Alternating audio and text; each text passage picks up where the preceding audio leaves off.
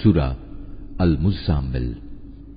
বিসমিল্লাহির রহমানির রহিম। রহমান রহিম আল্লাহ তাআলার নামে। ইয়া আইয়ুহাল মুজাম্মিল, হে বস্ত্র আচ্ছাদনকারী মুহাম্মদ, কুমিল লাইলা ইল্লা কলিলা, রাতে নামাজের জন্য উঠে দাঁড়াও কিছু অংশ বাদ দিয়ে। নিসফাহু আও ইনকুস মিনহু কলিলা, তার অর্ধেক পরিমাণ অংশ নামাজের জন্য দাঁড়াও, অথবা এই পরিমাণের চাইতে আরো কিছু কম। আও জিদ আলাইহি ওয়া রাত্তিলিল কুরআন তারতিলা, আবার চাইলে এ পরিমাণ তুমি বাড়িয়েও দিতে পারো, আর তুমি কোরআন তেলাওয়াত করো থেমে থেমে। ইন্না সানুলকি আলাইকা কাওলান সাকিলা, মনে রেখো অচিরেই আমি তোমার উপর একটি ভারী গুরুত্বপূর্ণ বাণী সদৃশ্য কিছু রাখতে যাচ্ছি। ইন্না নাশিআতাল লাইলি হিয়া আশাদ্দু ওয়াতআন ওয়া আকওয়ামু কিলা, বস্তুত রাতের বিছানা ত্যাগ আত্মসংযমের জন্য বেশি কার্যকর পন্থা। তাছাড়া এ সময়ে কোরআন পাঠেরও যথার্থ সুবিধা থাকে বেশি।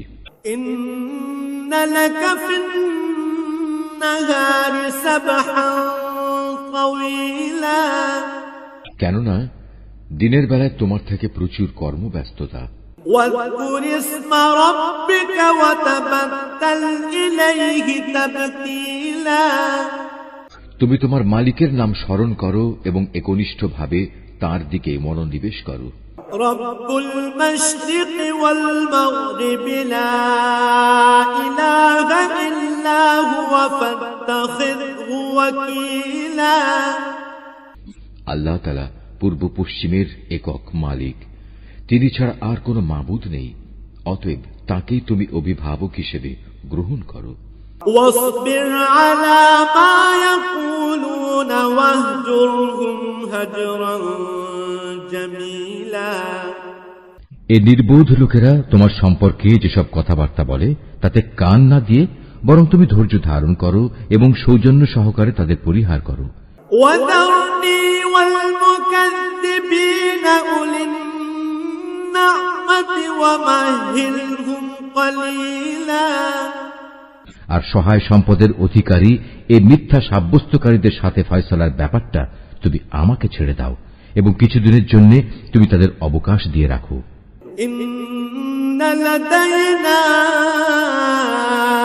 আনকালান ওয়া জাহিমা, নিশ্চয়ই আমার কাছে এ পাপীদের পাকড়াও করার জন্য শেকল আছে, আছে আযাব দেওয়ার জন্য জাহান্নাম। ওয়া তাআমান যা গুসসাতিন ওয়া আযাবান আলীমা, তাদের জন্য আরো রয়েছে গলায় আটকে যাবে এমন ধরনের খাবার ও যন্ত্রণা দেবে এমন ধরনের আযাব। ইয়াওমা তারজুফুল আরদু ওয়াল জিবালু ওয়া কানাতিল জিবালু কাসীবাম মাহিলা, এই ঘটনা সেদিন ঘটবে যেদিন পৃথিবী ও তার উপর অবস্থিত পাহাড়সমূহ সব প্রকম্পিত হতে থাকবে এবং পাহাড়সমূহের অবস্থা হবে বিক্ষিপ্তভাবে ছড়িয়ে থাকা কতিপয় বালুকা স্তূপের ন্যায়।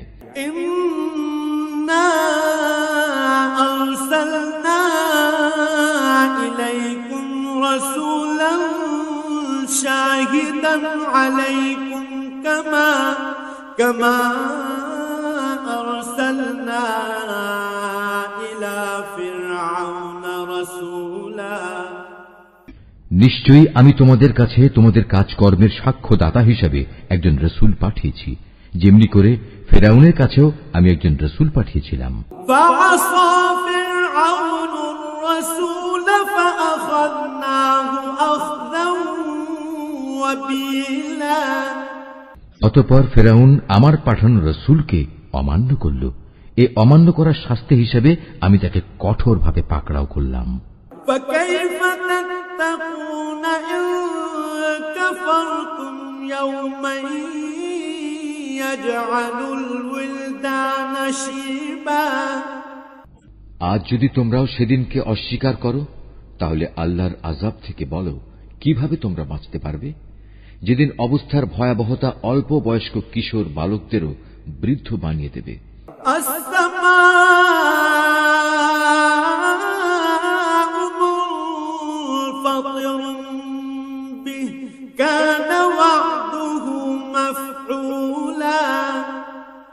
সেদিন আসমান ফেটে ফেটে পড়বে, এ হচ্ছে আল্লাহর প্রতিশ্রুতি, আর তা সংঘটিত হবেই।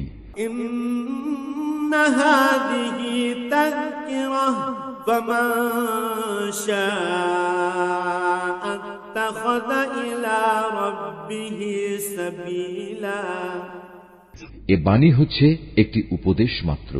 কোন ব্যক্তি চাইলে এর মাধ্যমে সহজেই নিজের মালিকের দিকে যাওয়ার একটা রাস্তা গ্রহণ করে নিতে পারে। ربك يعلم أنك تقوم أدنى من ثلثي الليل ونصفه وثلثه وطائفة من الذين معك والله يقدر الليل والنهار علم أن لن تحصوه فتاب عليكم فاقرؤوا ما تيسر من القرآن علم أن سيكون منكم مرضى وآخرون يضربون في الأرض يبتغون من فضل الله وآخرون يقاتلون في سبيل الله فاقرؤوا ما تيسر منه وأقيموا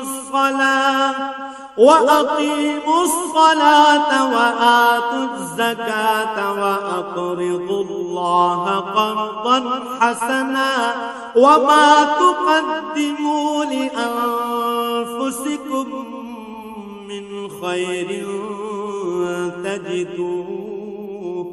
تجدوه عند الله هو خيرا وأعظم أجرا واستغفروا الله إن الله غفور رحيم। হে নবী, তোমার মালিক একথা জানেন তুমি ইবাদতের জন্য কখনো রাতের 2/3 কখনো অর্ধেক অংশ, আবার কখনো 1/3 দাঁড়িয়ে থাকো। তোমার সাথে তোমার সাথীদের এক দলও এমনটি করে। মূলত রাত দিনের এই হিসাব তো আল্লাহ তাআলাই ঠিক করে রাখেন। তিনি এও জানেন তোমরা এর সঠিক হিসাব করতে সক্ষম হবে না। তাই আল্লাহ তাআলা এ ব্যাপারে তোমাদের উপর ক্ষমাপরায়ণ হয়েছেন। অতএব এখন থেকে কোরআনের যে পরিমাণ অংশ তেলাওয়াত করা তোমাদের জন্য সহজ, ততটুকুই তোমরা তেলাওয়াত করো। তিনি আল্লাহ তাআলা তোমাদের অবস্থা জানেন। তোমাদের ভেতর কেউ কেউ অসুস্থ হয়ে পড়তে পারে, আবার কেউ কেউ আল্লাহর দেয়া অনুগ্রহ জীবিকা সন্ধানের উদ্দেশ্যে সফরে বের হতে পারে, আবার একদল লোক আল্লাহর পথে যুদ্ধে নিয়োজিত হবে। তাই এ পরিপ্রেক্ষিতে তার যেটুকু অংশ পড়া তোমাদের জন্য সহজ, ততটুকুই তোমরা পড়ো। তোমরা নামাজ প্রতিষ্ঠা করো, মাল সম্পদের যাকাত আদায় করো এবং দান করার মাধ্যমে আল্লাহকে উত্তম ঋণ দিতে থাকো।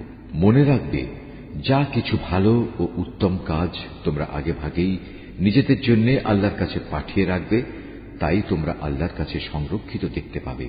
পুরস্কার ও এর বর্ধিত পরিমাণ হিসেবে তা হবে অতি উত্তম। তারপর নিজেদের গুনাহ খাতার জন্য আল্লাহর কাছে ক্ষমা প্রার্থনা করো। নিঃসন্দেহে আল্লাহ তাআলা অতীব দয়ালু ও অধিক ক্ষমাশীল।